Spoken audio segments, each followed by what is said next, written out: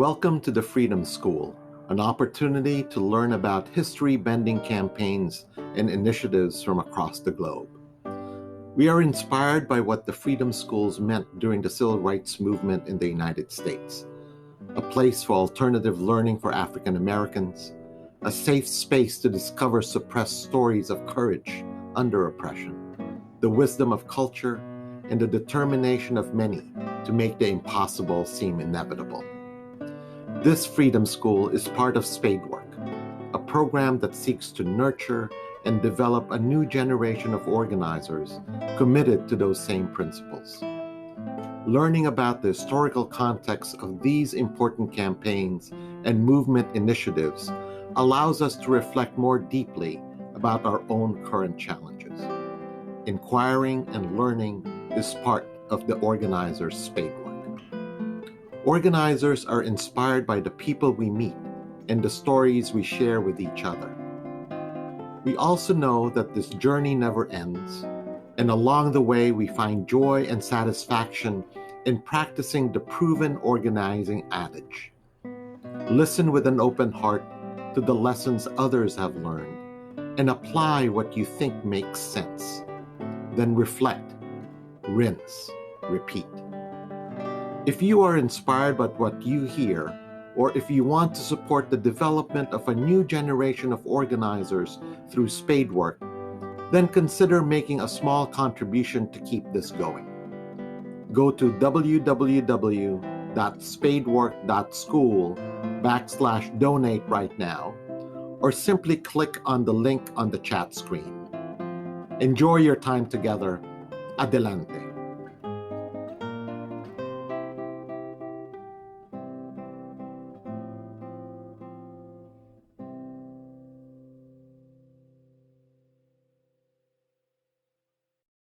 Welcome, folks. Welcome to Freedom School. On this beautiful day, good morning, good afternoon, depending on where you're at. My name is Lisa Maria Castellanos. I am one of your co-hosts today for our Freedom School, very exciting session that we have. I want to introduce my co-pilot here, Francis Calputura. We will be holding space today with our guest, Judith Blanc, and all of you. I want to just share very quickly, again, if folks tuned in last week, or if you're new today, just to remind folks that Freedom School is part of a large vision called Spadework.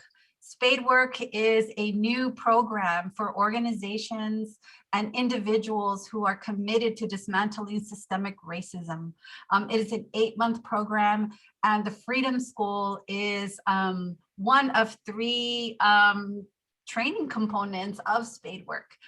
We're joined today also with our first cohort of Spadework apprentices. So a quick shout out to all y'all folks from Spadework. We'll see you on Wednesday. I want to allow Fran to introduce himself and tell us a bit more about Freedom School. Hey, you all. Good morning, good afternoon. Francis Calpatura here. Great to see everybody.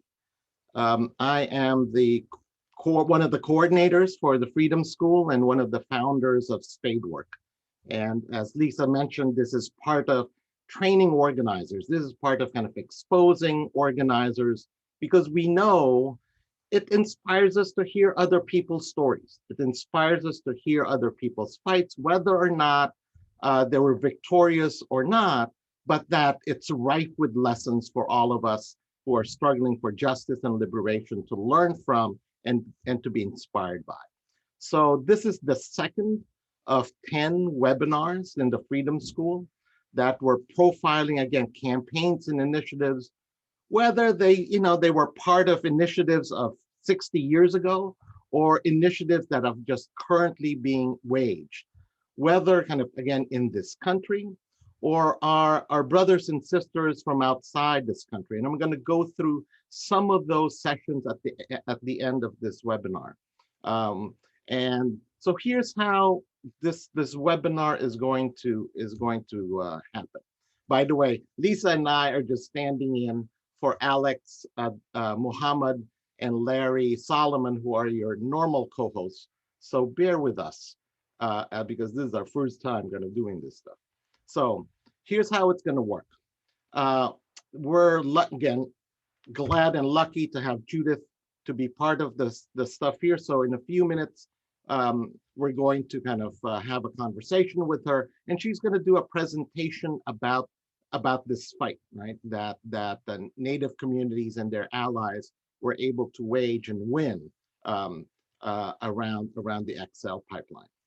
And after she makes kind of the presentation with a couple of videos, we're going to have an extended period of a conversation, a question and answer period.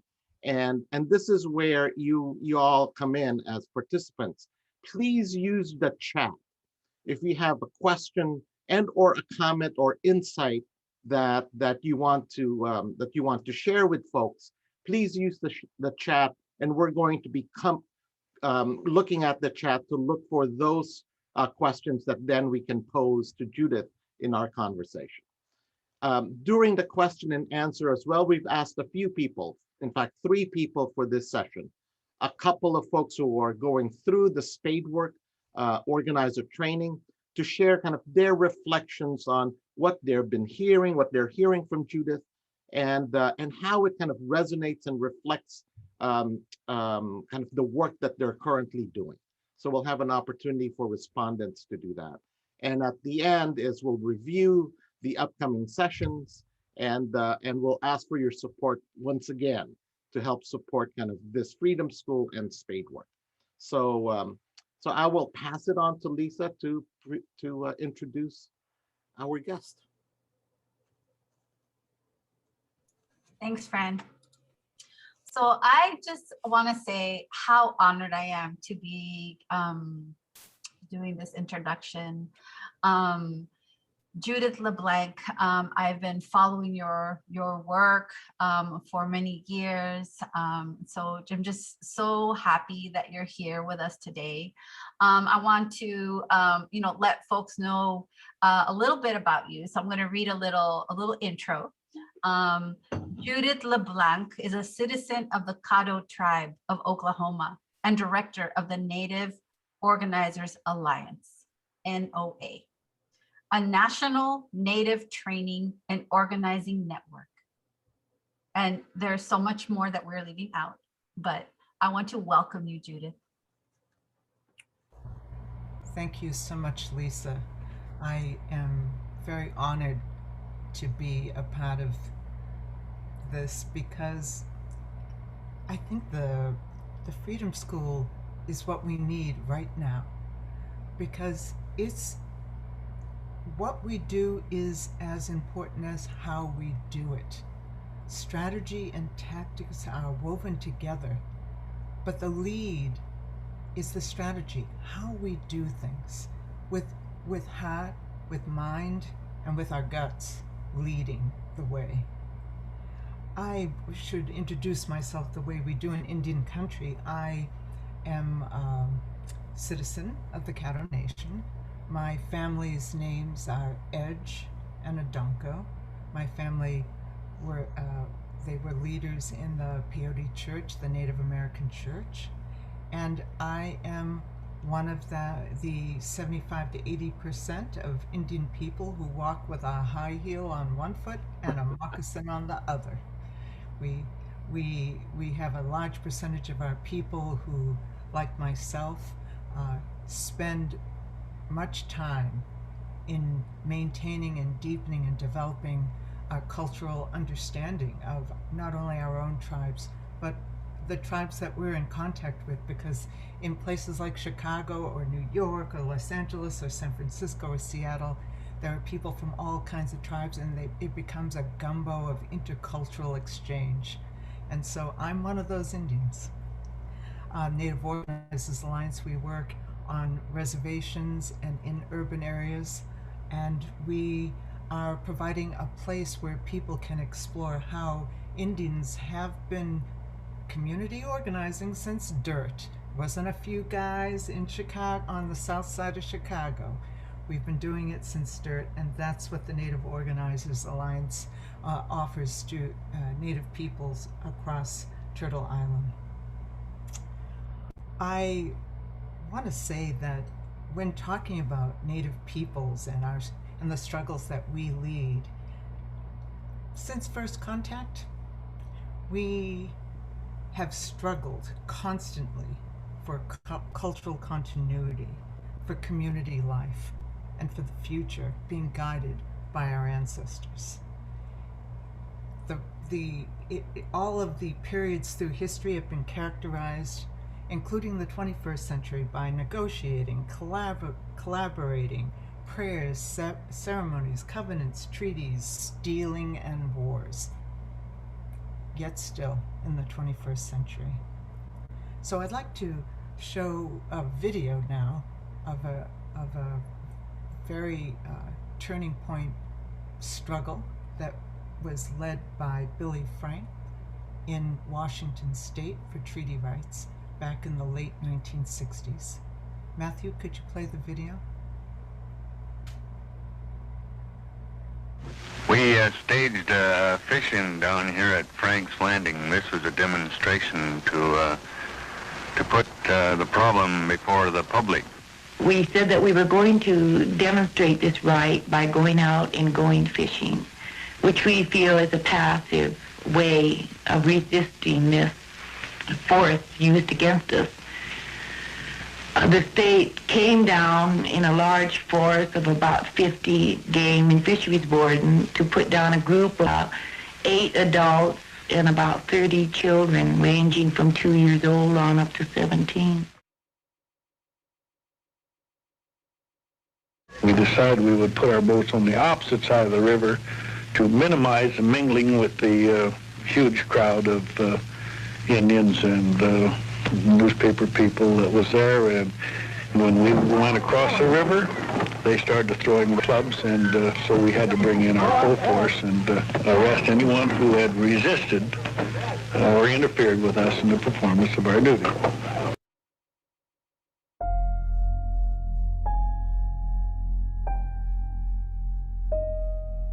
In 1854, Territorial Governor Isaac Stevens made treaties with all the Indians in Washington. The Indians gave up all claims to the land in the territory except for special areas reserved to them. In return, they were to receive payments and were promised that they and their descendants would always have the right to fish in their usual and accustomed grounds.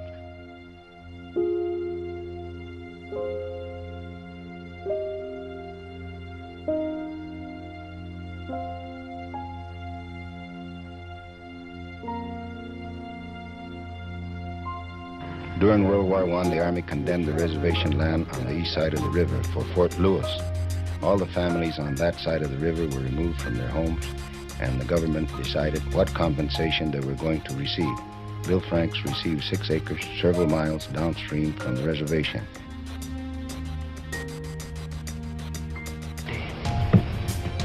There's no jurisdiction on this property. There's no court to tell that you have jurisdiction on this property.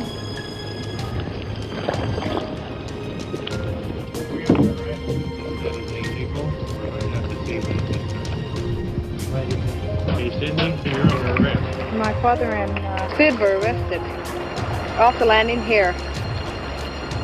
So the following day, to let them know that we weren't going to quit fishing, Allison and I, my younger sister, set a net up there at the trestle, about a mile and a half from here, upriver.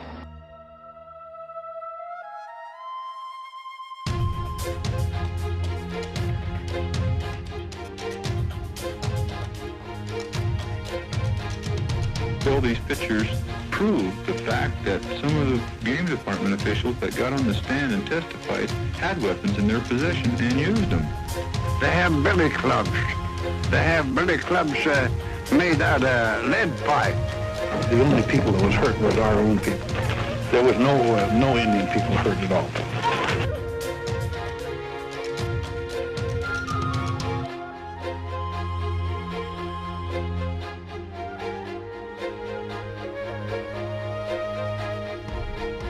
A war dance was held. The plan to occupy the surplus land at Fort Lawton was announced. The next morning, Indians stormed the fort from every direction. Some climbed fences, some came up the cliffs from the beach, some rushed through the gate. The army closed in on scattered groups of Indians. Women were knocked to the ground. Men were clubbed. Cameras were smashed.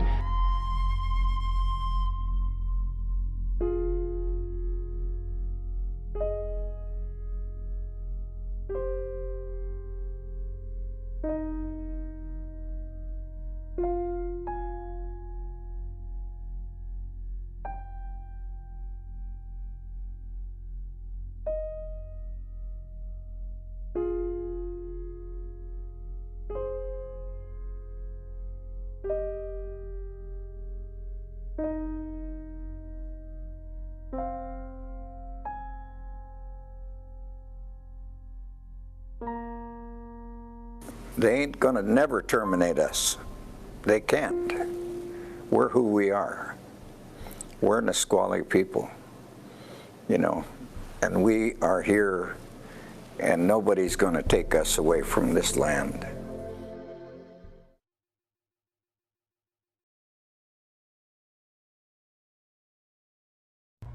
Now, I must admit from the top that when I was 18 and those struggles are going on in Washington State, most of the women my age, and probably some men too, thought, Billy Franks, he's like a movie star. He's cute as a button, militant as hell, and willing to fight to the end for our treaty rights. And those visions were based on the sit-ins. They were modeled after the sit-ins. Billy Franks was able to mobilize and work with the community to mobilize broader and broader, escalated the tactics, marching on the Capitol, building alliances with the civil rights movement. It took nearly a decade of direct action, alliance building, public education, but yet they finally won in the courts. Yet the struggle for sovereignty and treaty rights continues today.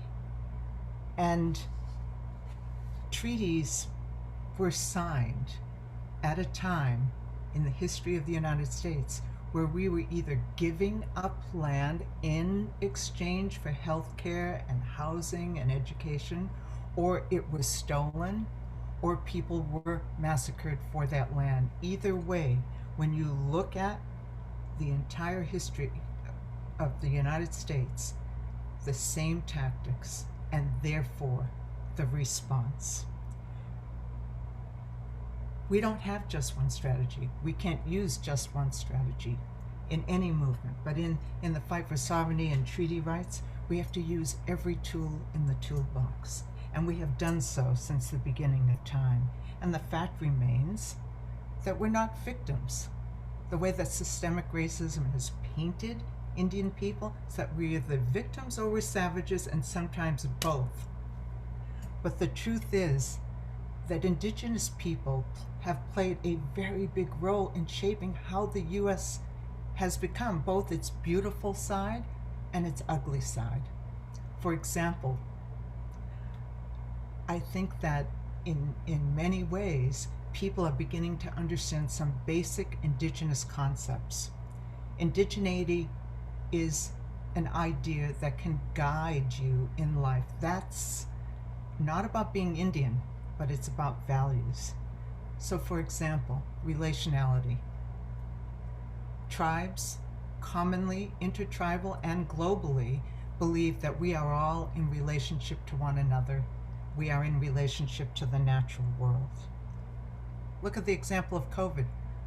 Masses of people, millions, have begun to realize that their health is as important as the health of a healthcare worker or a transit worker or a supermarket worker, that we are all in relationship and that what we do has an impact on one another.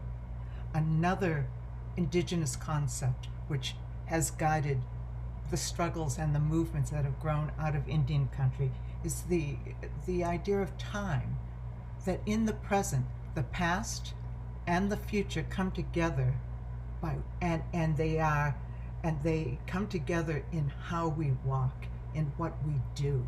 The ancestral responsibility to bring forward what is useful for today to advance the future for our descendants. Those are kind of the three component parts. Relationship, the third one is relationship to place. History of place, your relationship to the place you are in. For us, it means our relationship to the land that our ancestors lived on. But indigeneity is a concept not just about being Indian, it's about an understanding of your relationship to place, the history of that place, and the future of that place. So history of place, understanding relationality, we are all related. We are related to the natural world. And lastly, time. That the past and future come together in the present, and we determine it, the future, by what we do in the present.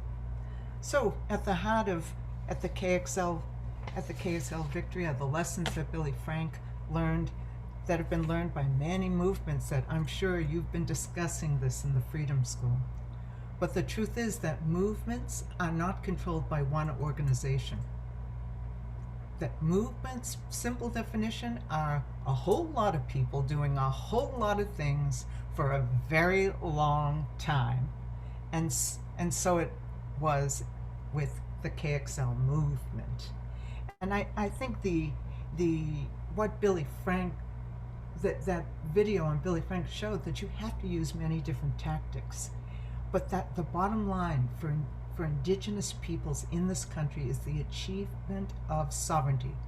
And sovereignty, based on treaties that were signed, think we gave up, we suffered for the right to health care from birth to death, the right to be caretakers of earth and water.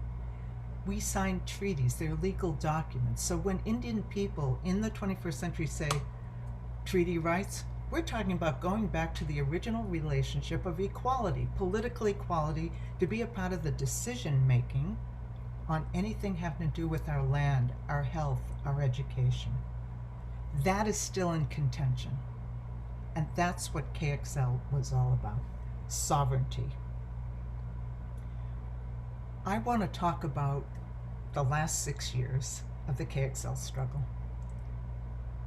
It took over 11 years, and we won a couple of times. Thus it was called the zombie pipeline, because we would build a movement that would succeed, and then it came back alive, and we had to rebuild it all over again. So the 6 years prior to NOA's involvement were similar to the last 5 years.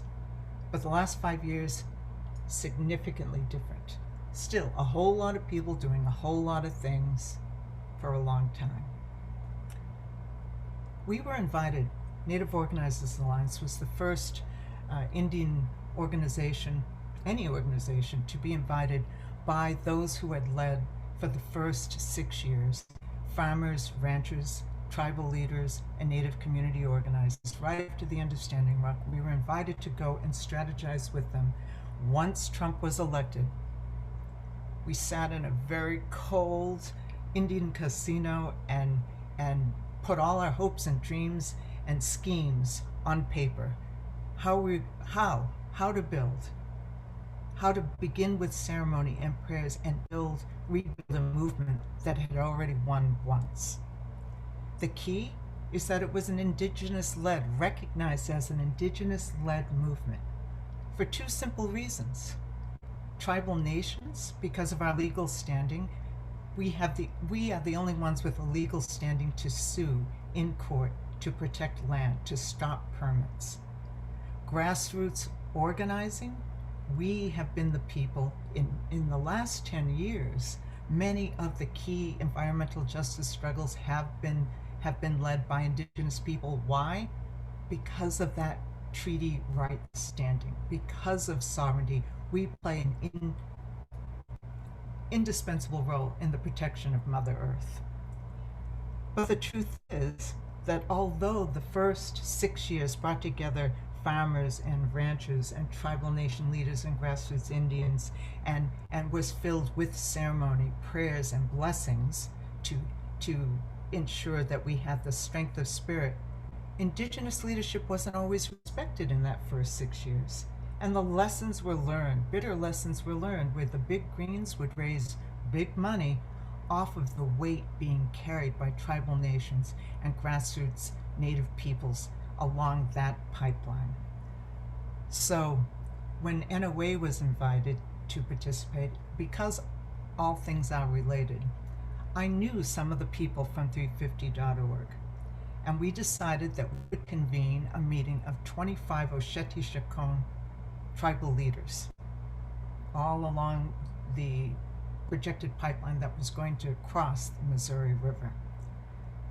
For the first time ever, after 6 years of struggle, 350 leadership had never sat down with 25 leaders. They had sat down with a couple of Indians they knew, but they had never sat down with 25 leaders to actually develop a protocol. How are we going to work together? How is the Indigenous leadership to be guaranteed? So we developed a protocol that changed, fundamentally changed in the last 5 years, the role and the respect that the Indigenous leadership had. We, of course, used all the tactics, just like in the first 6 years, preparing testimony, working with tribal leaders, community leaders to prepare testimony on the different permits, county permits, state permits, federal hearings. But we also decided that it was time for the big greens to support the horizon goal of sovereignty, of an alternative to the total reliance on fossil fuel. So in that protocol, we said, number one, you can't send out an email to your gazillion lists and raise big bucks without our approval, without the frontline leadership approving. 350, the national leadership all didn't really like that very much, but it was a value, a protocol, a principle. And so we were able to not only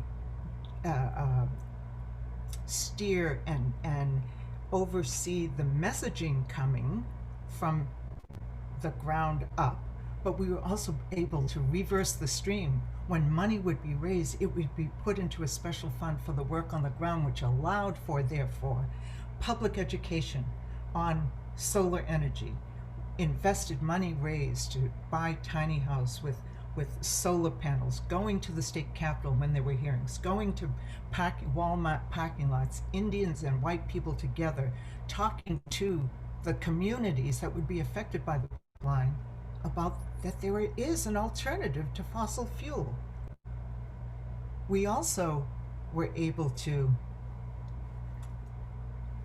do something that had never been done before with 350. 350 and NOA, we knew that the time may come that they would try to start to build this pipeline if we lost all other legal recourse, just like Standing Rock.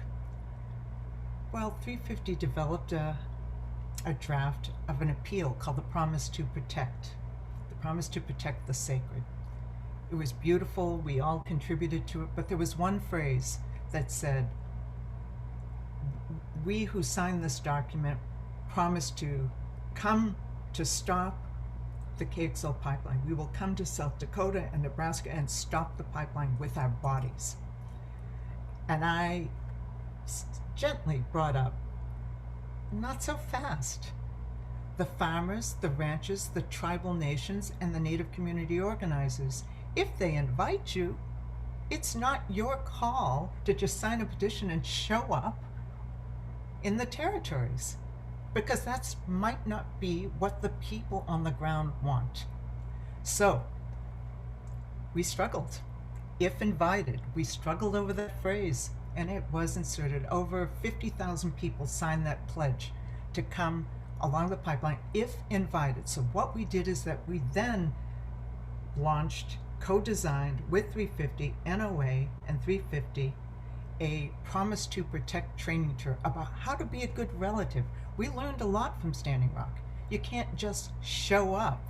There has to be an attitude towards the leadership, the tribal leadership, the farmers, the ranchers on the ground, an attitude of respect. So we trained 9 cities, 18 trainings on how to be a good relative. That means that nearly 3,000 environmental justice warriors were trained on the protocols of Lakota, Nakota, Dakota culture. We had a training team, half native from Lakota, Nakota, Dakota, half non-native. And we trained nearly 3,000 people on those protocols. Never been done before. And it was a rodeo. It was a rodeo, no doubt.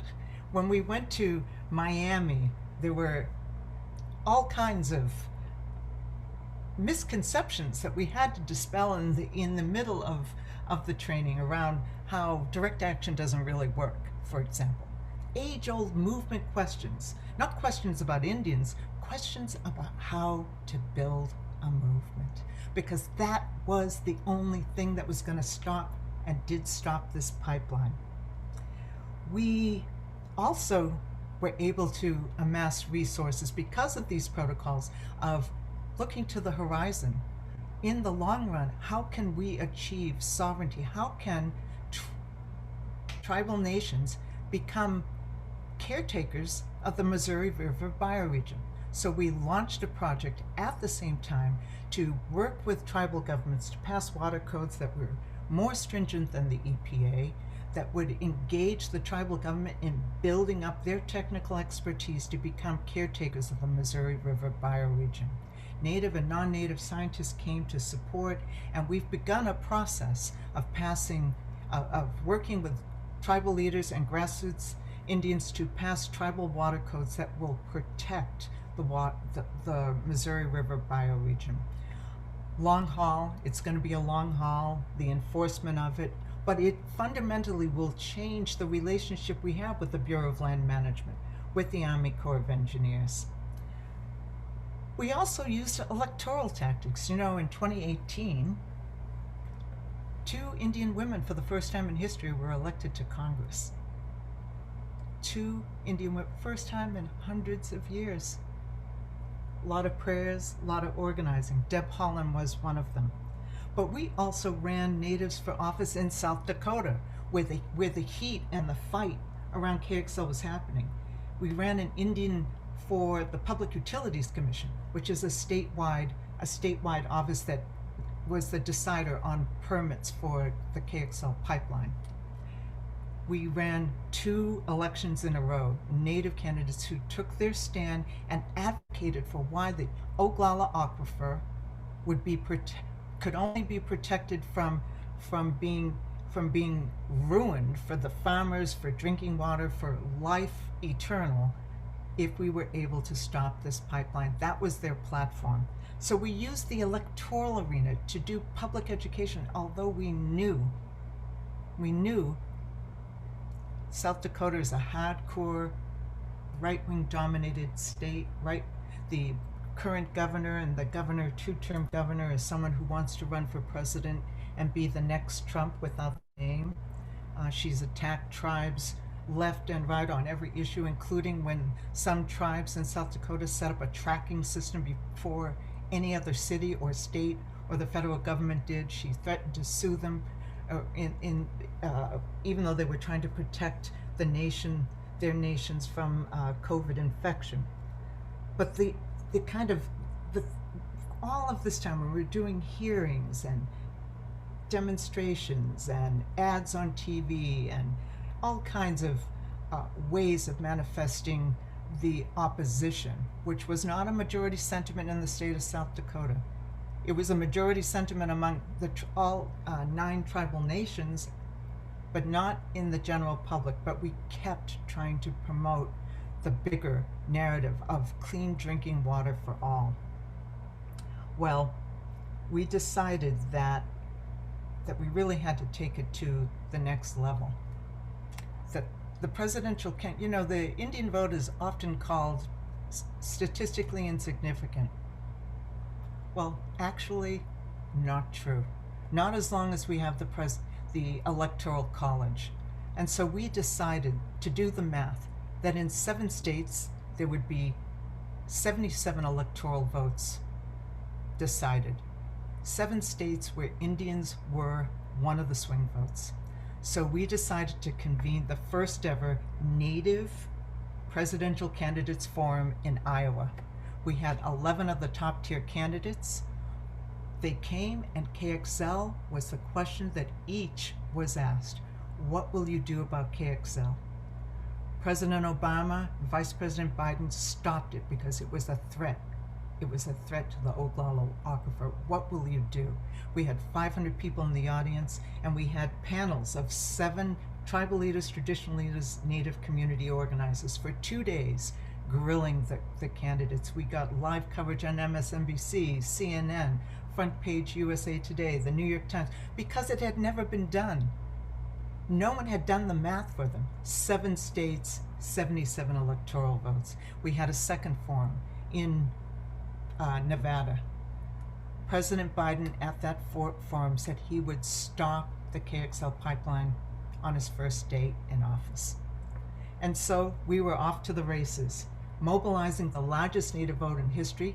KXL was on the ballot in every state, in the minds of the Indian organizers. We worked in 9 states. In 9 states, we had 100 moccasins on the ground, and we made the issue.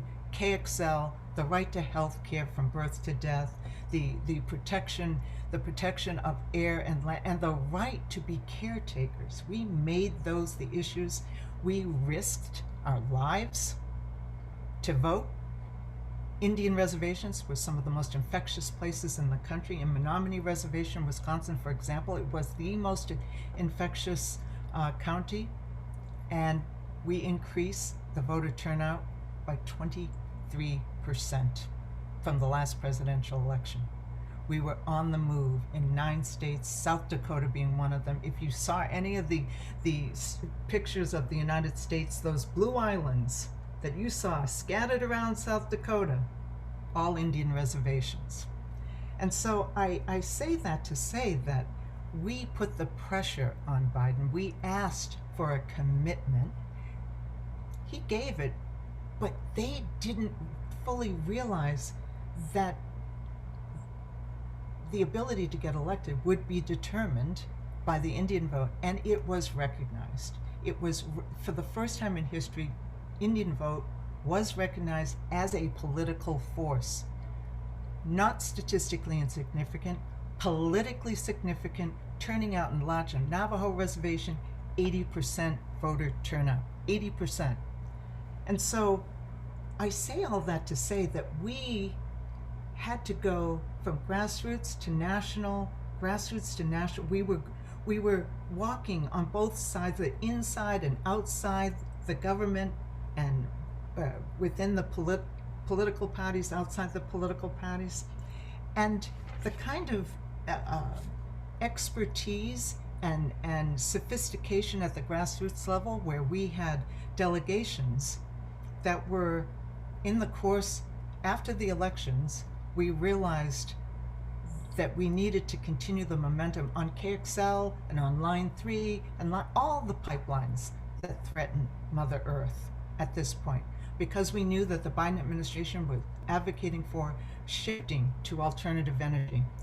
We knew that Deb Haaland would be the most politically astute candidate for the Department of the Interior. Why? Because the Department of the Interior touches every area of Indian life: housing, education, governance, infrastructure projects, natural resources, public lands. But even though we built a grassroots movement, a KXL movement that was across many states, that was a factor in alliance work, in mobilizing the environmental justice vote, we worked with many groups that were part of our trainings. The truth is that after the elections, the Democratic Party, they were struggling with the idea that Indians are not invisible. They put 3 Indians on the transition team.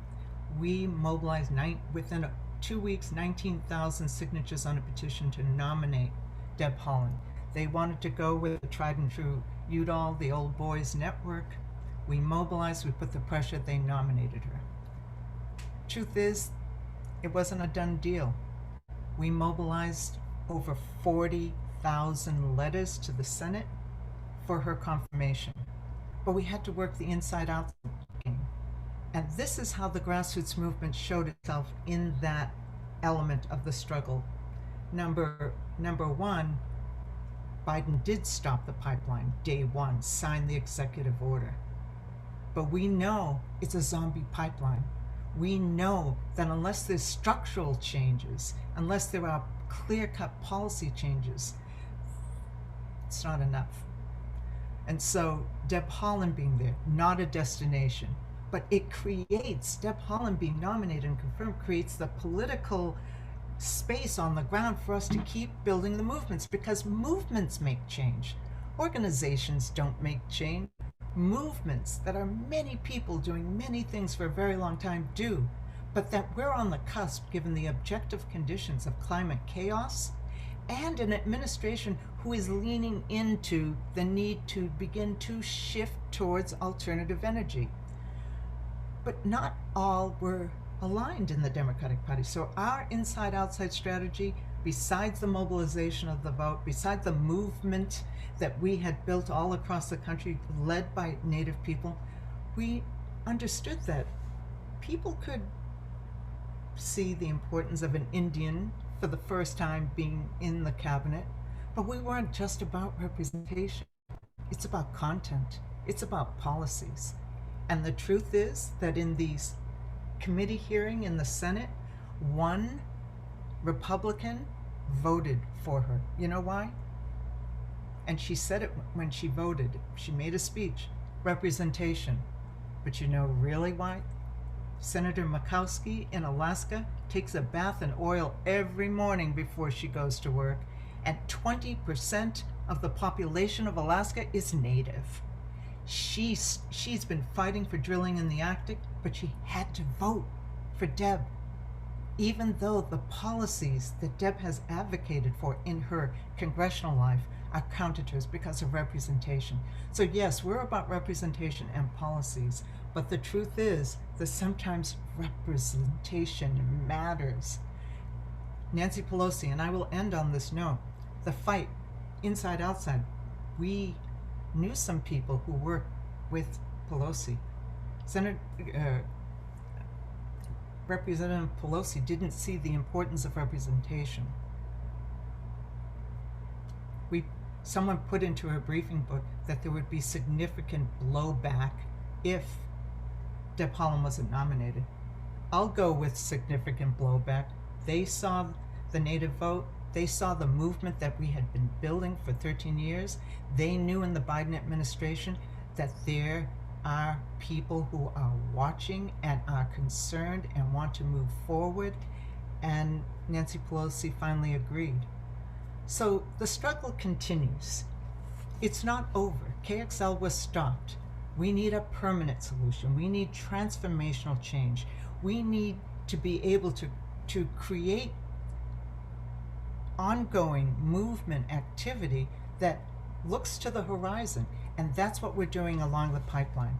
We are working with tribal leaders and Native community organizers in order to create a governance of the treaty lands and then to extend it beyond to the unceded treaty lands, the protection of a Native-led environmental justice movement, so that we're changing governance at the local level, because 11 years of struggle, all of these tribal leaders have been in and out of court for 11 years. They've also seen the grassroots move, and they now know that we have someone in the Department of the Interior who at least understands from life experience what it's like to live in your car, be on food stamps, single mother, work for tribes, and has the values of an Indigenous person, understanding relationality, understanding your place in the time continuum, understanding that place matters.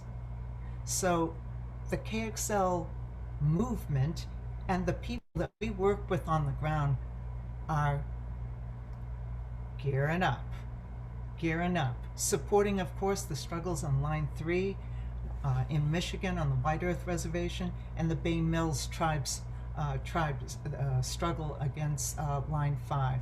But we're also looking to how it is that we actually develop sustainable, regenerative energy on the ground. Oceti-Sakowin Power Authority is an initiative of 6 of the Oceti-Sakowin tribes in South Dakota. They have not been able to get any investors to launch this wind farm initiative of all the tribes to provide alternative energy. Now there's bites because the momentum is building towards alternative energy. But you know what happened the day after that executive order was signed? The KXL pipeline company called the initiative and said, we're interested in investing. So the struggle continues, but movements make change. And I believe that we'll be able to make the transition we need to in order to ensure tribal sovereignty, that we end systemic racism as we move together,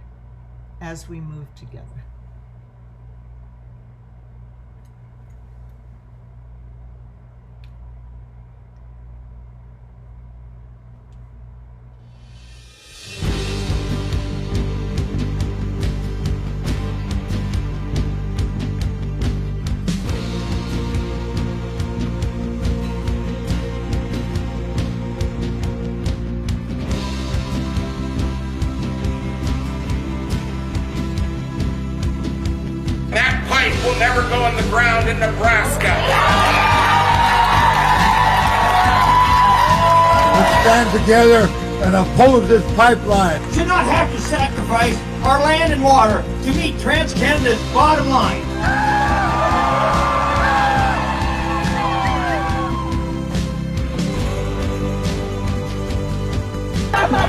Yes, we can!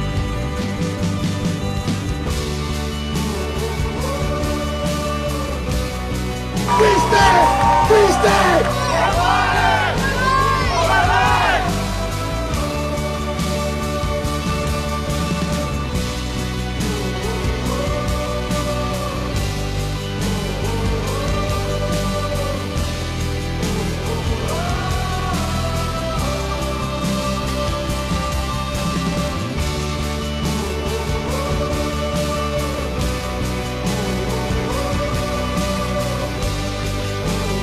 We're running out of time, and we need Biden to stop it now.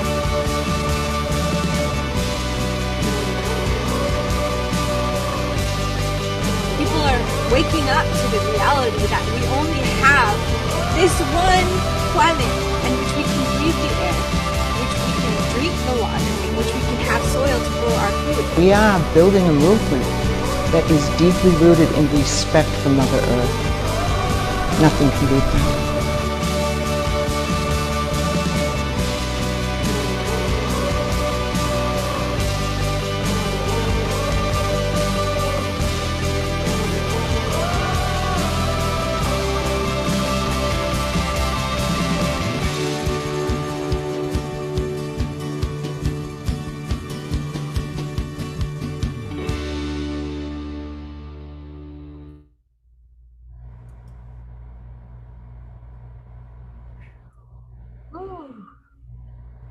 Thank you, Judith.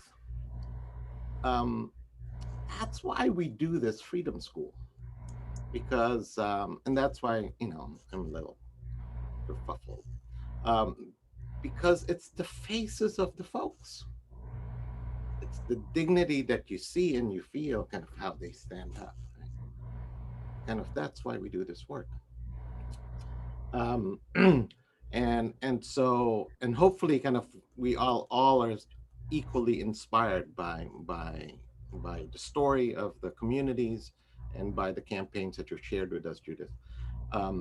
And so let me just start kind of our conversation and our question and answer. And please, for folks if you want your question posed to Judith, please write it on the chat, so that Lisa and I will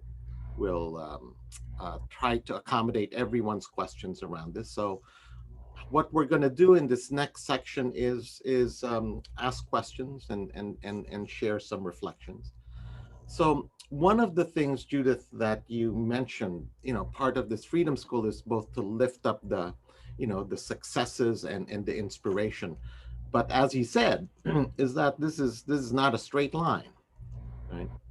That it has moved back and forth and zigzagged across the time. So one of the questions that folks had was around the strategic alliances, the relationships that actually was built, right?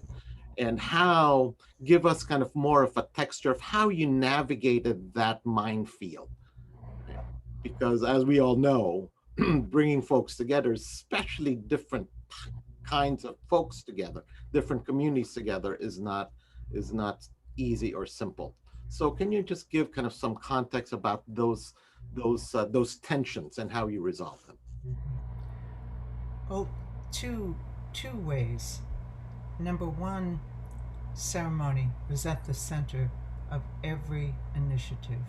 Prayers, value. And that's the beauty of an indigenous-led movement, is that our values are guides. It's the same for all communities, but we have very specific ceremonies that help people bring their best selves into the circle. And seeing each other reflecting those values back to one another in the circle is what kept the momentum going. When you meet some of the farmers and ranchers who've stood up against the pressures of this pipeline, the only phrase that comes to mind is salt of the earth. Just hardcore folks who believe in the land, who know their place on that land, who generations on that land, and an understanding of the debt that they owe to Native nations and Native peoples, and the desire, therefore, to be woven together in protecting that land together against corporate greed. And the truth is that right now we're in a big fight to try to eliminate the easements. Some farmers and ranchers were tricked into signing easements for their land, and then they regretted it and fought for almost a decade to get those easements removed. Now we're still in a fight, and KXL, Trans-Canada, doesn't want to give up those easements because they figure the next president, another executive order. But we, on the national level, there were only 2 Indian organizations on the national level that were working with them. That was Indigenous Environmental Network and Native Organizers Alliance. And the protocols that we developed, NOA with 350, were actually, it's an MOU. And we actually have about 12 things we're going to be meeting to revamp it now that KXL has been won, and how we move forward together. And sometimes we just had to have some tough love. Like one time, National Big Green called me and said, "We're having a conference. Can you recommend who we should invite from South Dakota?" I was like, "No, not really. That's not my territory. You know the folks there. They are the leadership of this struggle. You talk to them." And then the part of the protocol, one of them is that the local voices lead, because they know what's going on the ground. So for an Indian group like NYEN, the struggle is always to okay, when there's press work, who gets interviewed first? Who's priority for being quoted in a press release when the different twists and turns of legal proceedings would happen? But we really made that a principle, that those who are leading the struggle on the ground, they speak for the movement. It's not that we didn't do interviews, but we promoted. And so therefore, Many people know Faith Spotted Eagle, for example. She was written in Washington State as the first Indian woman to ever be written in for president when Trump ran. It was a big news thing because the guy got fined for writing Faith Spotted Eagle. But she's been one of the traditional Shetty leaders leading this fight for over 11 years. So it was a minefield. But I think most of the threading of the needle was with the national groups, more so than the folks on the ground, because it was organic. Their relationships, their stand against racism was organic and built over an 11-year period. Thanks, Judith. Before I pass it on to Lisa for the next one, is that MOU public?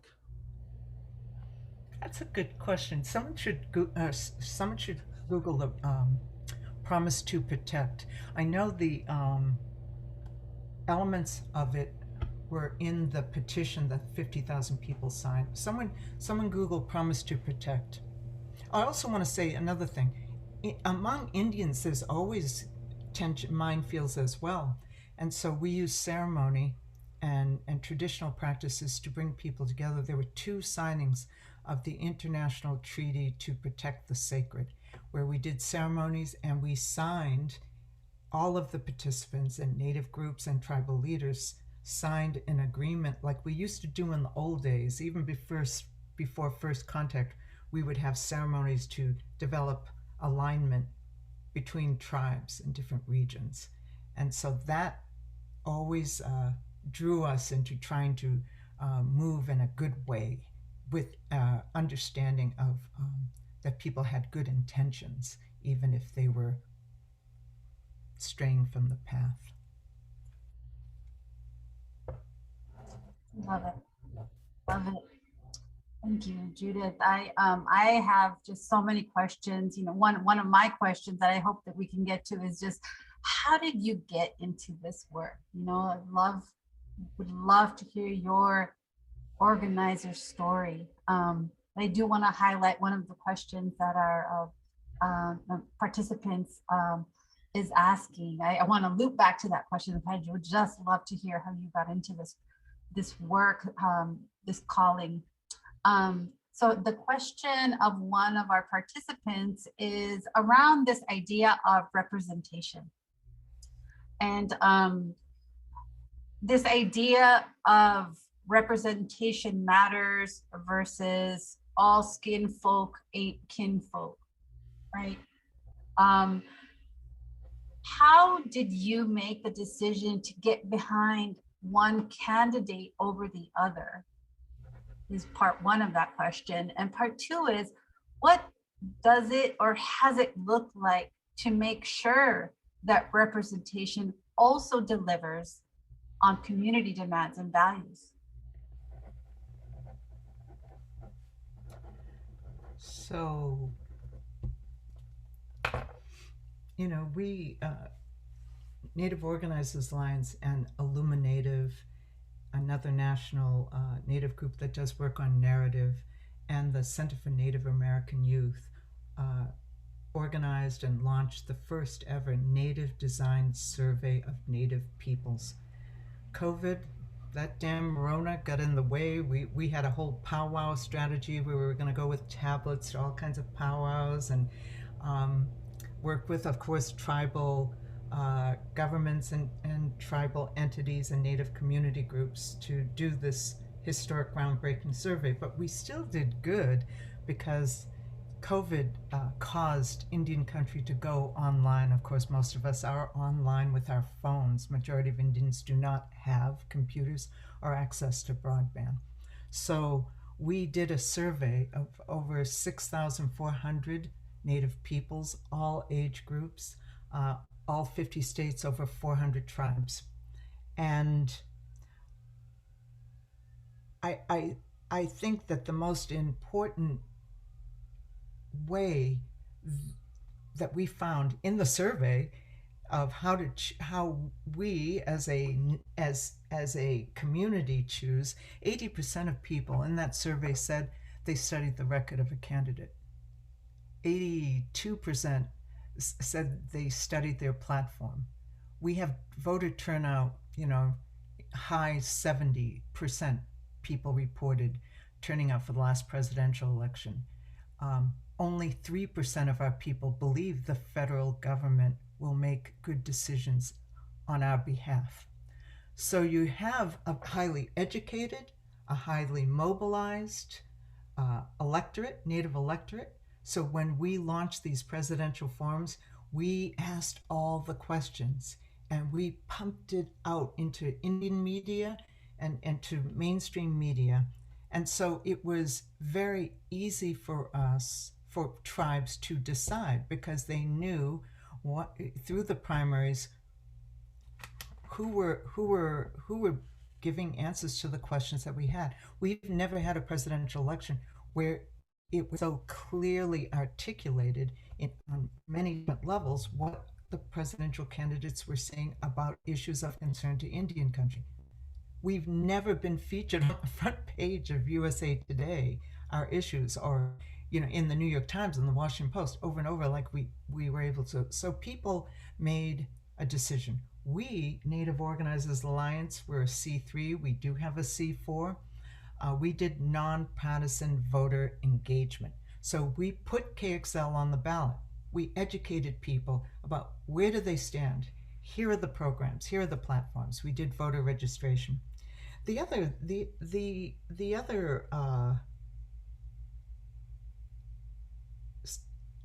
the question about all skin folk not being kinfolk, well, we all know that. Because in the end, this is about racial capitalism. It's not race as being the determining factor in outlook. It's values and political ideology.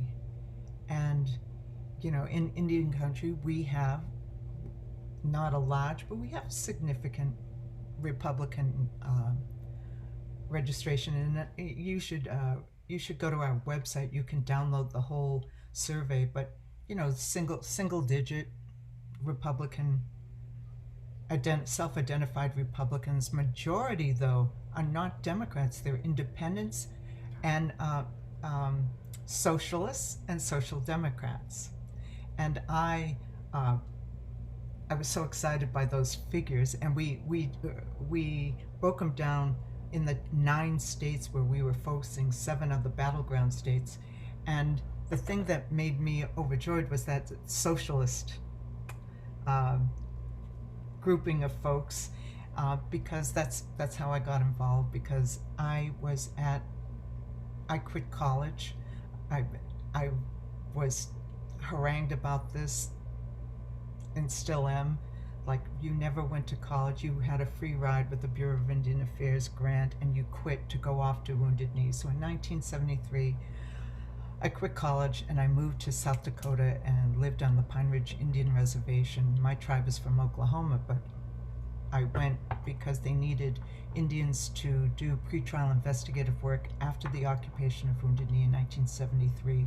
It was the largest number of federal indictments ever handed down, nearly 500. Maybe it's a little more than 500. I can't remember. But so I lived there for a year, and I met, Angela Davis came there. I met leaders of the Communist Party who were also lawyers, who really helped me understand that it wasn't just about a bunch of white people who were shooting into our house every night. They'd drive by on this dirt road, and at night shoot into the windows because we were working on the defense of the people who were indicted. That it wasn't just a bunch of bad white people, that there was a system, and that the system had to be changed. And I've been lucky enough to come back to do work primarily in Indian country now for 6 years.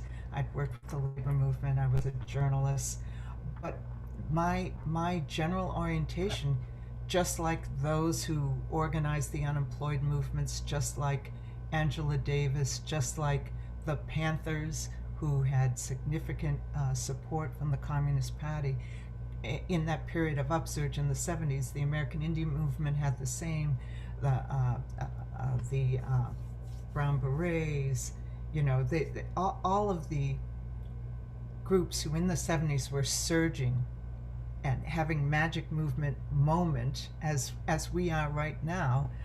The Communist Party played a big role in shaping the direction of these movements, but also mentoring people.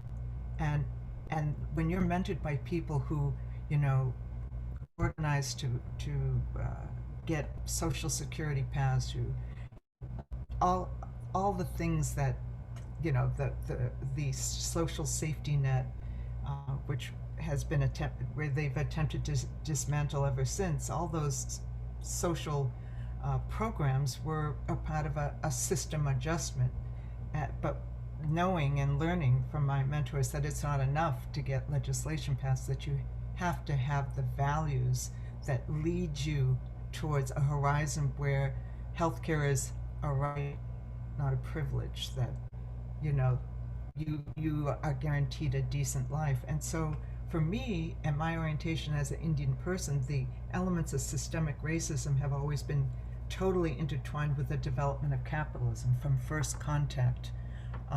That's how racism developed in this country, unique to this country, based on first contact and the development of slavery, and then the attacks, the ongoing attacks on immigrants that started a long time ago is totally related to the system. So that's my story on representation. So therefore, when you talk about representation and content, or the fact that not all of our folks are for system change or standing firm against systemic racism, we have to build movements that understand the horizon, that look at how we want our descendants to live, take the guidance from the ancestors, that community is everything, being in a circle, developing consensus. Those are lessons from our ancestors. And when I say ancestors, I mean Nelson Mandela is an ancestor of mine. All of the ancestors who move towards the horizon, we're carrying that forward. And frankly, we have to be concerned every day about how our descendants are going to refer to us. So it's tough when our folks aren't our folks the way they should be, but we have to keep building the movement and hope that they may regain their values and understanding of the ancestors. Thanks, Judith. So I'm going to ask another question from the chat, but also I want to alert kind of our respondents there. So we have a couple of folks that's going to do. So this is your warning that we're going to ask you to respond after Judith responds to this question. So Judith, you know, definitely kind of how the movement actually coalesced and won this stuff, at least at this stage, is that it, as you said, it employed multiple strategies, right? You had kind of the legal strategy, you had the electoral kind of strategy of the legislative stuff, you had this inside, outside, up and down, in and around strategies, right? And for an organizer, sometimes it becomes overwhelming, right? To kind of think of all of those things happening kind of at the same time. And so if you could just talk us through from your experience, a perspective, or how to have a perspective and advice to actually kind of not feel overwhelmed, right? To see that these are kind of interconnected stuff.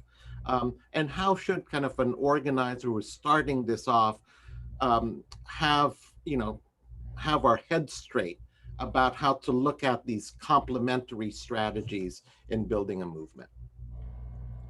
Well, I think the starting point is understanding power. In the Native Organizers Alliance, we've been developing an indigenous framework because it's not about, you know, a few white guys in South Chicago, Saul Alinsky understanding. We've had an understanding since dirt about power, and recognizing the power that we have from our values, from our spirituality, from our outlook on time, past, future, present, flows what we do. So how we do things is as important as what we do. And if you understand that the only way to change conditions is to shift the power back into our hands, if you prioritize what you're doing based on that kind of overall, it's easier not to get overwhelmed. Easier. I'm overwhelmed as I speak. We have so many balls in the air right now. Maybe I'll get a chance to tell you about some of the things we're working on right now. But the truth is, we can be very, very busy. It's always something we could be doing in the name of justice. Many people are busy, busy, busy, but are those things headed towards the horizon? I'm working with Norma Wong, the first Native Hawaiian elected to the legislature, and she's a badass political strategist who is also a Zen monk. What a package, right? And she says, and I believe it to be true, and we're trying to guide our work in Native Organizers Alliance, that 60% should be of your work every day, every week, is looking at the horizon. 60%, 40% responding to the attacks that we face under such a hostile system. So 40% creatively responding so that you're pointing towards that horizon. You know, movements are a whole lot of people doing a whole lot of things for a long time. But if we keep our eye on the horizon, then things that we stake out as critical for transformational change will be building towards it. So for example, the first 6 years of KXL, and there wasn't an electoral strategy beyond pressuring the Obama administration. So direct action, thousands of people at the White House, perhaps some of you were there, every day, you know, thousands of all shapes, sizes, and colors were being, and that tactic was very useful on the Obama administration. It was very useful. When Trump was elected, that tactic wasn't quite gonna get it, because as we saw, they weren't responsive. In fact, they were hostile to any kind of direct action, to any kind of action. And so on the pipeline, because there were a multitude of crisis problems under the Trump administration, we had to figure out what was the horizon, where were we going on KXL, and that's when we really tried to dig in to developing tribal water codes to build the power of tribal nations to co-manage the whole damn Missouri River region. Learning the lessons from Dakota Access Pipeline, where we were unable to stop that pipeline, we had up a reservoir of political urgency and will. So you just have to keep looking at the horizon. I just want to say one thing. I saw a question about the elections. We did have a struggle in Indian country, mainly on Twitter, around we worked, you know, with Illuminative on this Natives Vote 2020 campaign concentrating in these 9 states. And we had a very well-known fashion designer design our swag, because I don't know about y'all, but Indians love swag. So we had these badass t-shirts, and one of them was a quote from Deb Haaland, who was the first Indian to speak in prime time Democratic Party convention coverage and almost didn't. The last night they finally put her in on the schedule, but she said, voting is sacred. We're voting for our ancestors. This is an ancestral responsibility. We're voting for our descendants. So we made designed this beautiful thing that said, voting is sacred. Well, on Twitter, whoo, sacred? Really? You're comparing it to a Sundance? You know, it was a little hot and heavy for about 2 weeks. And our approach was, we're not going to litigate the frame. The frame isn't important. The vote is. If voting is not sacred to you, we understand. But voting is is an avenue to reflect our political power. Because on election day, some of our people were very disheartened when they saw 70 million ever voted for Trump. It's like, It's a snapshot. It was a snapshot of our power, and it was a snapshot of their power. And looking at their power, then it shapes out how and what we do. It's not the same as before Election Day. So the electoral struggle is a tool, because everything that happens between election days is the most important work, because it is issues. Someone else brought up about issues. Issues are what drives our ability to organize power and to shift it. And there are times, who knew, for example, that the Washington NFL team name would ever change? Who knew that? 30 years, a movement, 30 years having highs and lows, right? But we are in a magic movement moment when you have millions marching against systemic racism in the wake of the killing of George Floyd. There was an aha moment about systemic racism that we're still building off of. And it's not one organization who brought it about. So issues are critical. And is it leading towards system change? Yes, in my opinion. For representation and policies, we have the largest number of Indians ever appointed to any administration now. A majority of the appointees to the Energy Department are coming out of alternative energy projects. The head of the Army Corps of Engineers, who's usually the one that we're under the thumb of when we're fighting pipelines or trying to gain control of fishing or water access, is an Indian guy that's coming out of a 10-year cycle around the Snake River Dam in Washington for the protection of salmon. It's not system change, but it opens up the door to some major shifts on policy, so that representation matters because of what we will make of it on the ground.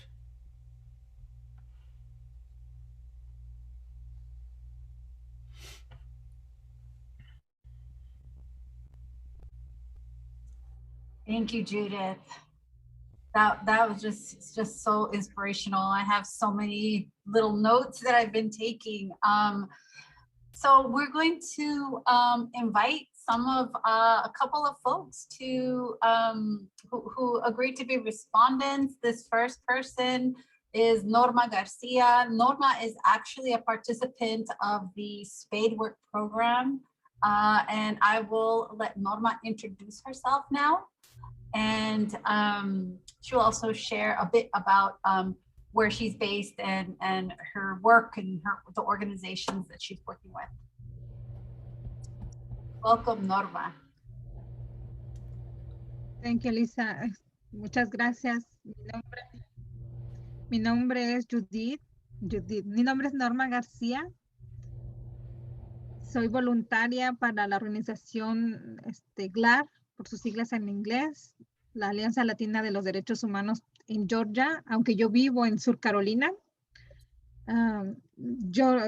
GLAR es una organización comunitaria que desarrolla liderazgo en la comunidad latina, y cuando escuché a Judith hablar de toda su historia, yo me estoy apenas lanzando como organizadora después de muchos años de conocer a GLAR, porque pues yo decía, GLAR es Georgia, yo soy Sur Carolina, no pertenezco, pero con todo lo que platicó Judith, estoy viendo qué tan enlazados somos, qué tan enlazados estamos, que aunque GLAR esté en Georgia, seguimos estando unidos, porque lo que me perjudica o pasa en mi comunidad llega a todas las comunidades, a todos los estados. Tan es así que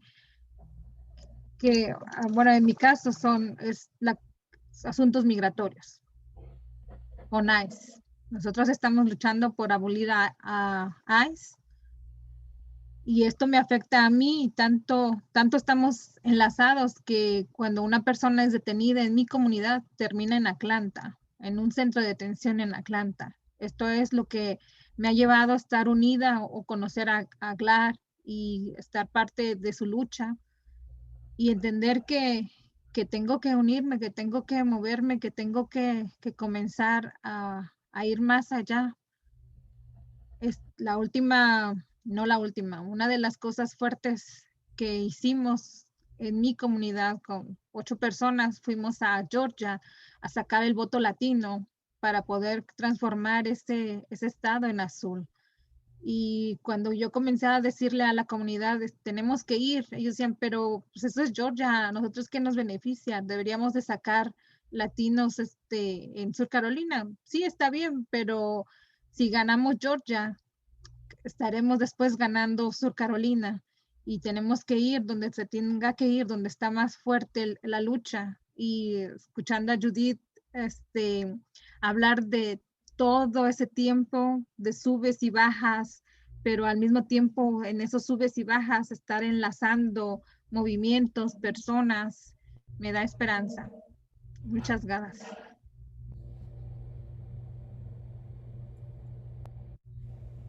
Thank you, Norma. Gracias, Norma.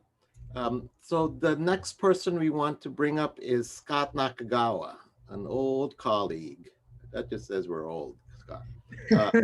An old-time colleague from Change Lab. So Scott, just introduce yourself, and we would love to hear your reflections. Okay, well, hello everybody. I'm Scott Nakagawa, and thank you, Fran, for inviting me to participate. I've been in these lessons, actually, and learning a lot from this process, and I'm very excited to speak to you now.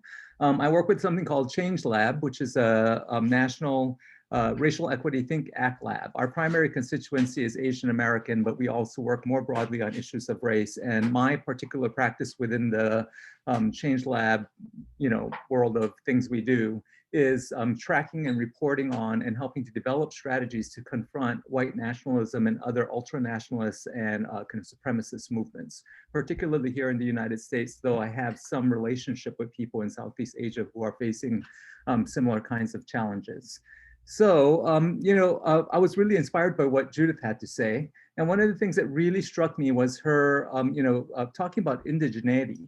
And, she said to us, I think, something really important, that it's not just what we do, but how we do it that matters. I would add that it's not just what we think, but how we think about things that matters, right? And I think that one of the things now in the 21st century at last that we need to recognize is that anti-indigeny, the thing that is the opposite in terms of, the both philosophy and practice of what Judith described, is absolutely killing us and has been for a very long time.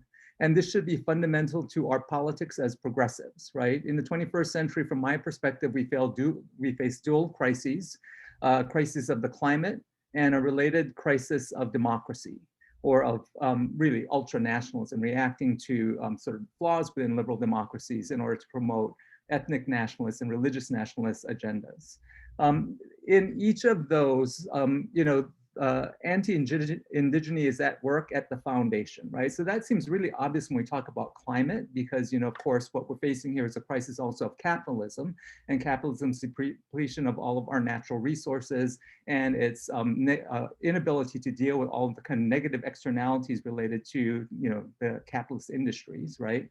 And unwillingness. But that rooted in a kind of entitlement to territory and natural resources that is underwritten by Christian nationalism and male supremacy.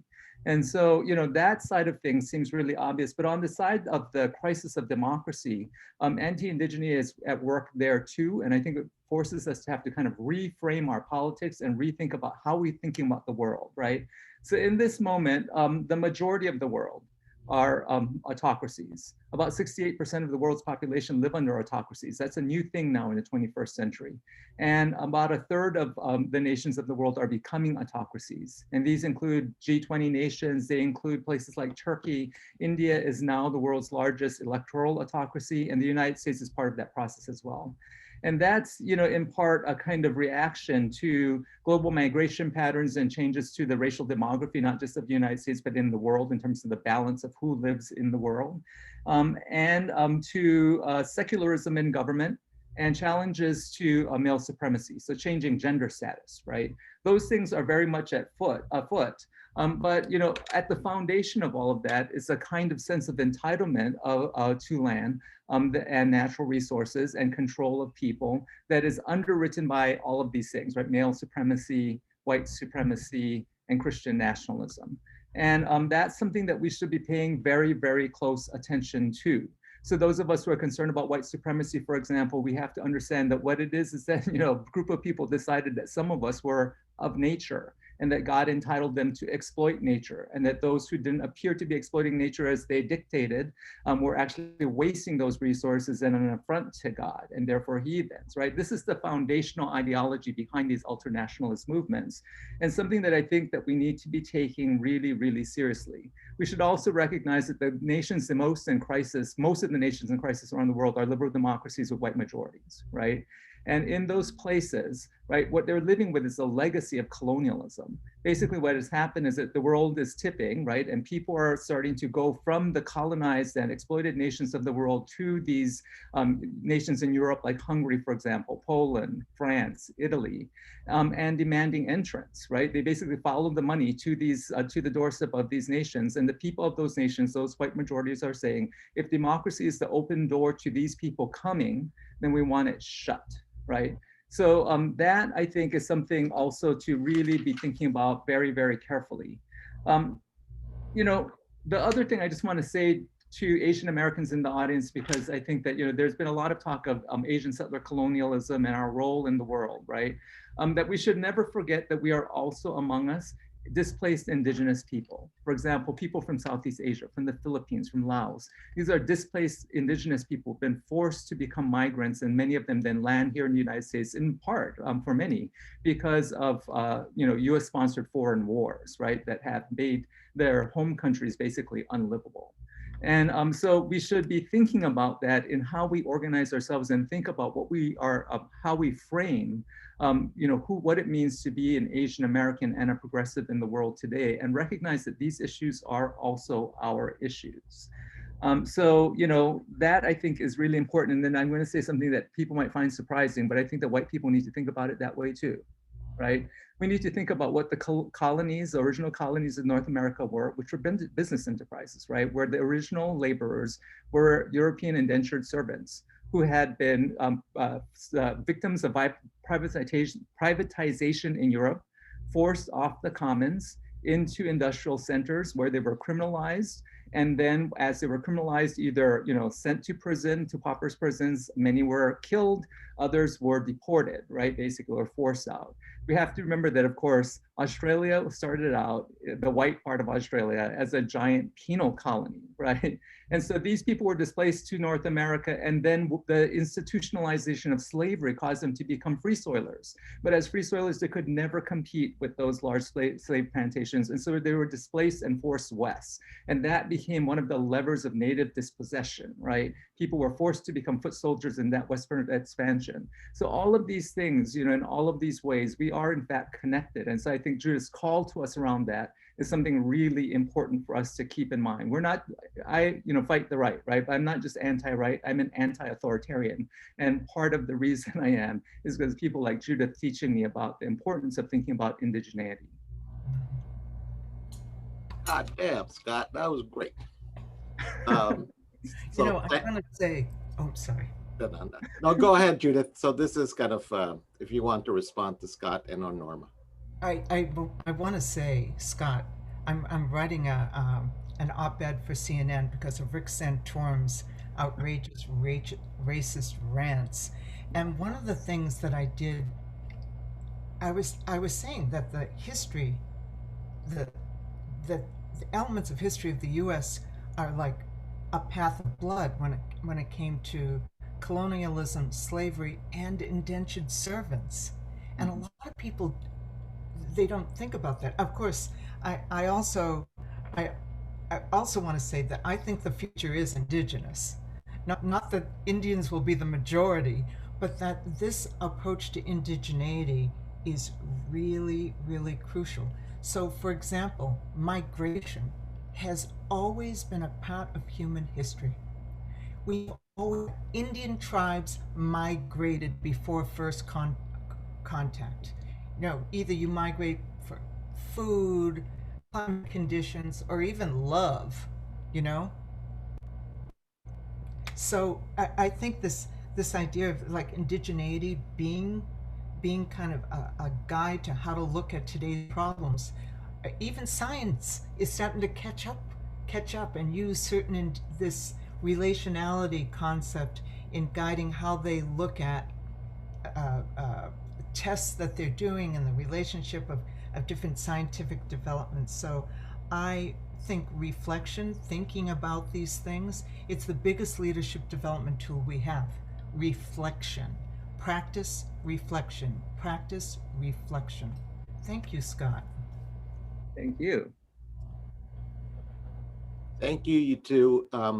So I'm going to hand it off to Lisa to kind of just wind us down and ask for Judith's reflections. Yeah. So Judith, I know we have been tracking the questions. There's a long list of questions that, there just isn't enough time. And certainly I have my own set of questions, but I want to just ask you to, just share your final reflections and response to Norma's comments and connections with their struggles to abolish ICE in Georgia and in the South, and what Scott just shared. Just any final reflections or response that you might want to give them.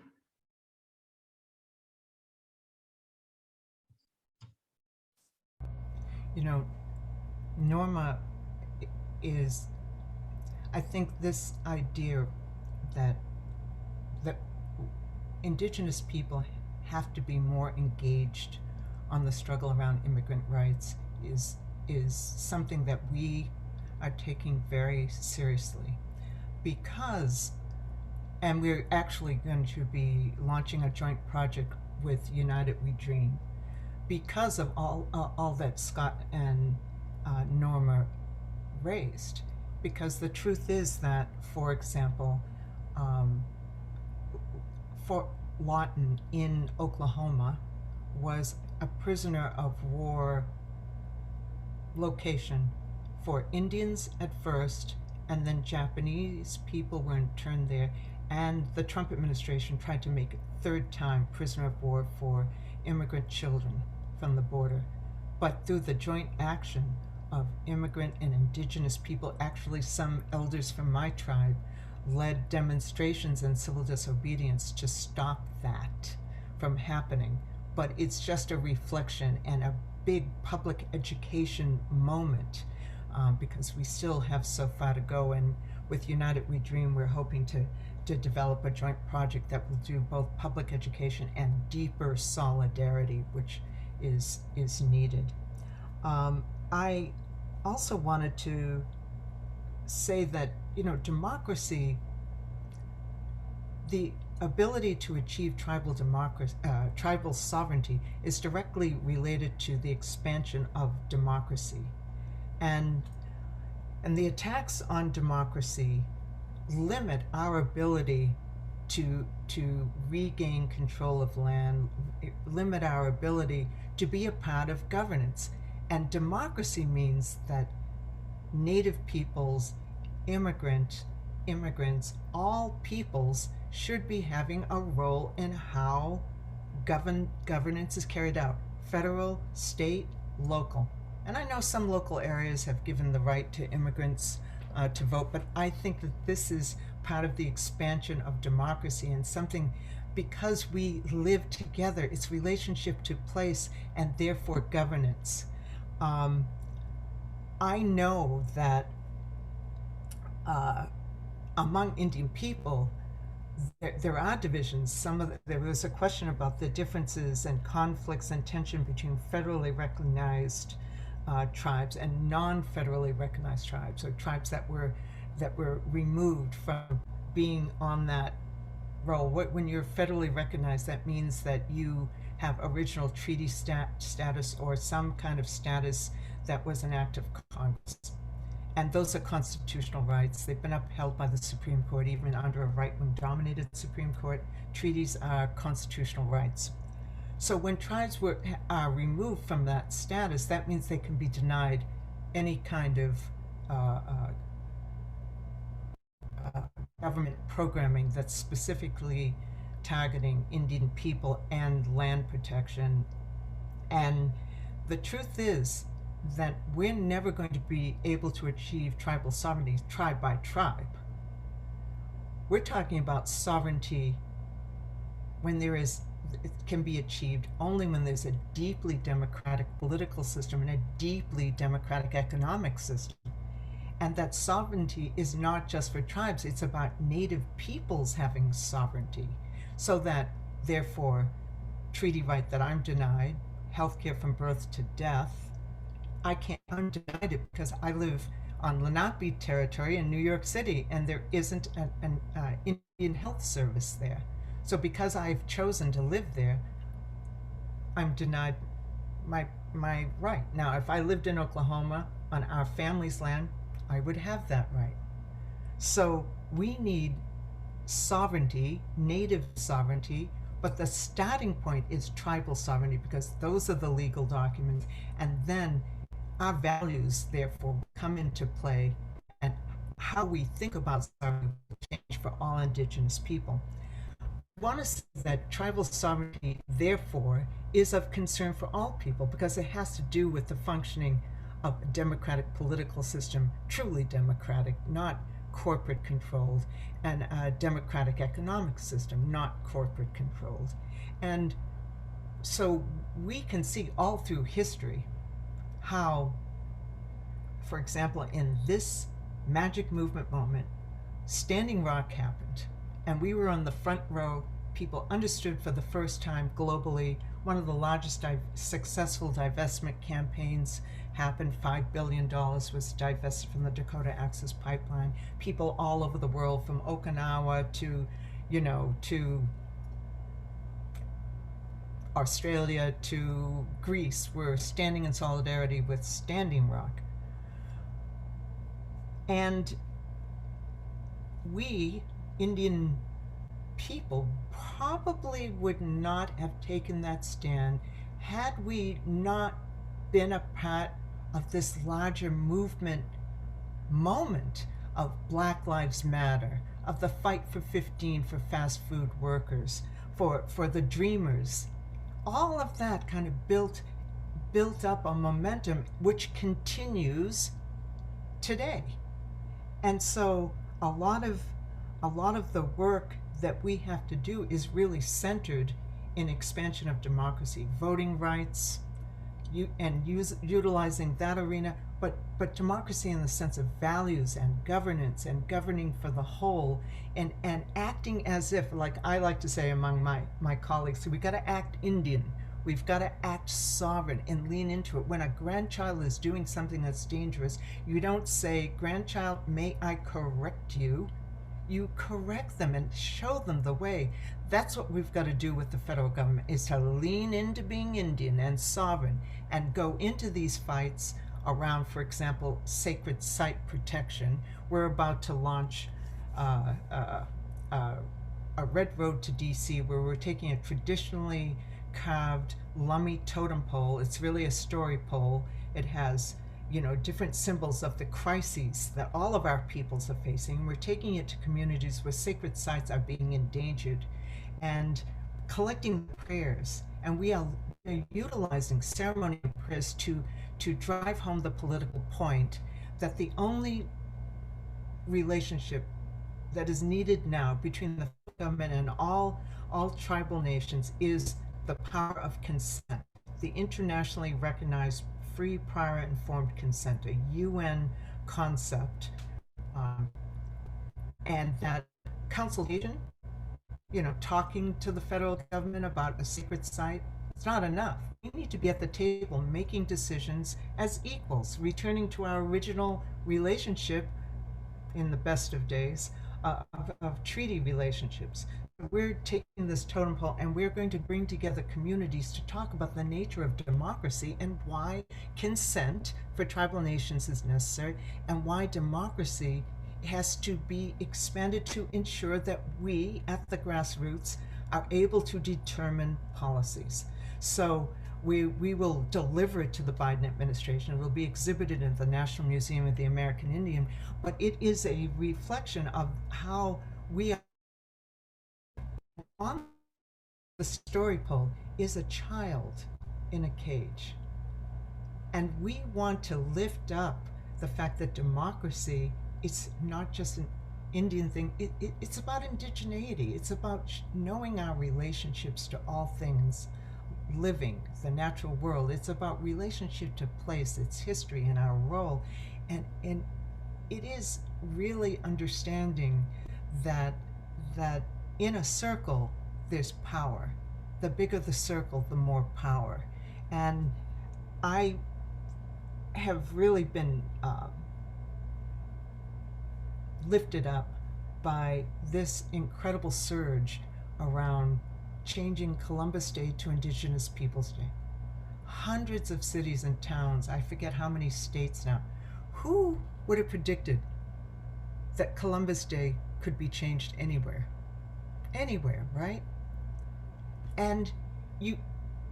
But the truth is that there's also, at the same time, this rise in trying to acknowledge land, like the history of the land. And I think it's a powerful movement to kind of eliminate some of the racist stereotypes about Indian people. But what it's lacking, these land acknowledgements, and I will end on this, is that relationship to land is not about being Indian. If you say this land was the land of the Lenape who were driven away, it's like, okay, we're all dead, we're all gone. In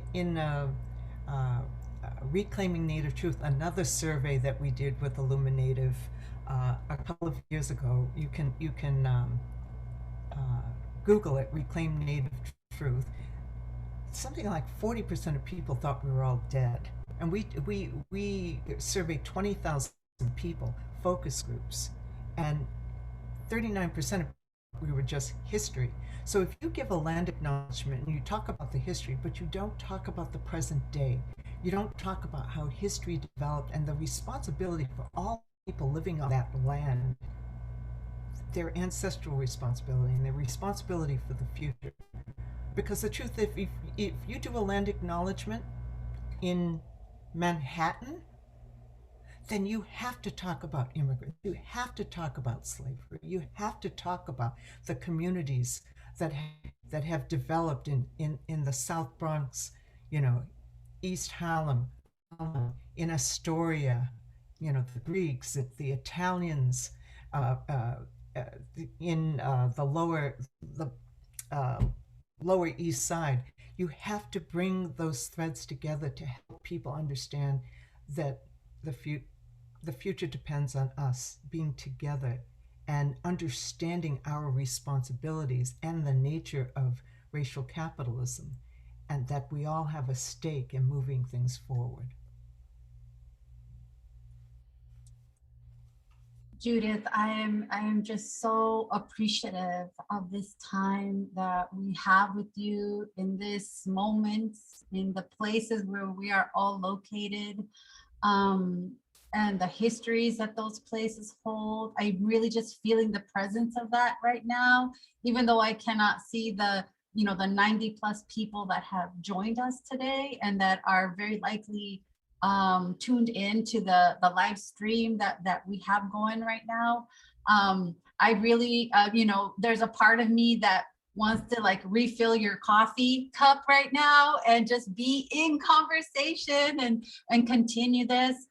We are winding down, and you have just so many things that you've shared, and some of my reflections, as a second generation Chicana, born here in what we say Alta California, but we know that these were also imperial lands that didn't belong to Mexico, right? But still inextricably bound to the stories of the people that have lived here. And I just really appreciate that point that you just have woven for us throughout, the past, hour plus, to remind us this idea of sovereignty, and that our commitment to that, if we are going to advance democracy, that we must also, the wing of that bird is sovereignty, and the other wing is democracy.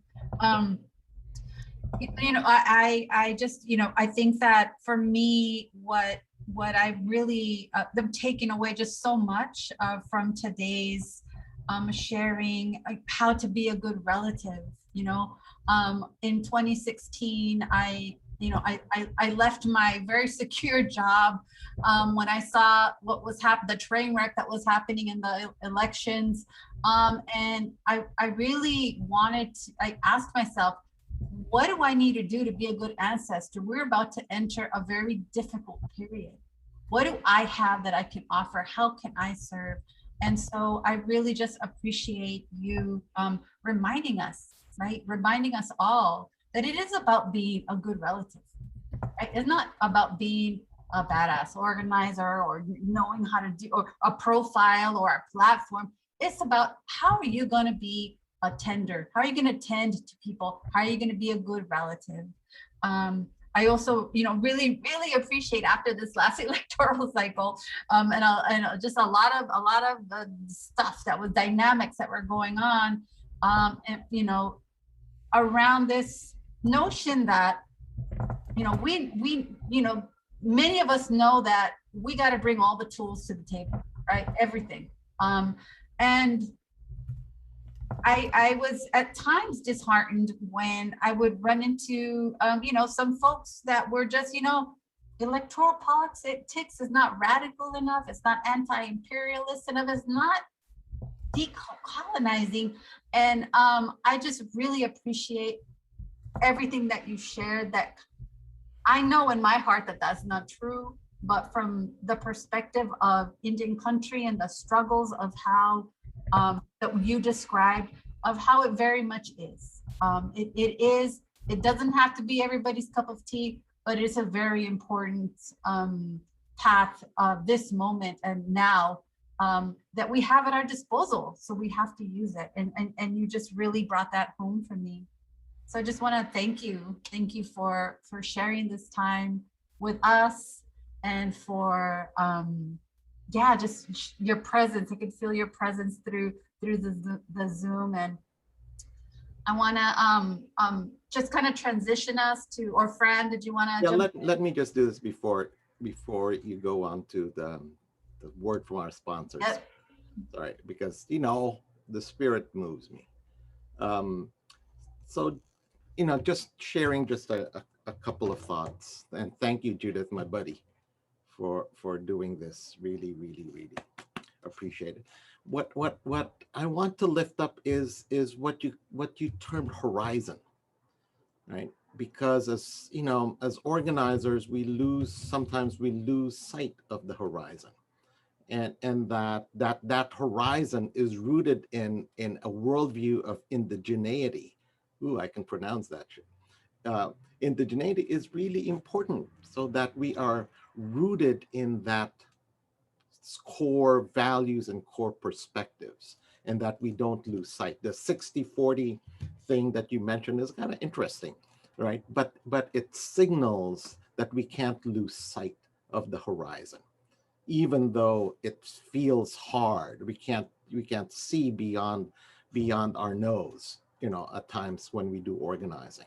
But that's kind of both the practice and the perspective that I think will actually keep us, and this is part of what Prexy mentioned in the last session, is keep us in this long game, right? Keep us in this marathon, because that's what this is, and that's what your example today, Judith, has shown us. This is not a sprint. This is a marathon, but that there are moments like what happened that actually tells us, oh, things are possible, right?